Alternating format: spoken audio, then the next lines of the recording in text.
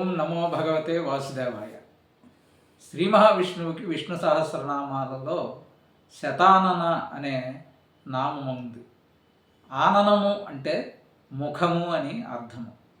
శతము అంటే సంఖ్యా ప్రమాణమైన 100 లేక 100 అని కాకుండా అనేకమైన అనే అర్థాన్నే తీసుకుంటే శతానన అంటే అనేకమైన ముఖములు కలవాడు అని అర్థం.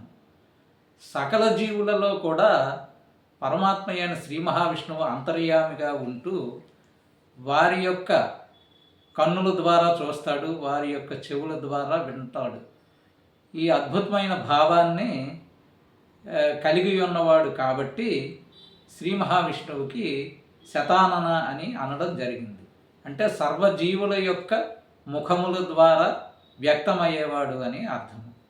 సహస్రశీర్ష పురుష అనే పురుష సూక్త మంత్రం కూడా ఈ నామం యొక్క వైశిష్ట్యాన్ని తెలియజేస్తుంది. స్వస్తి.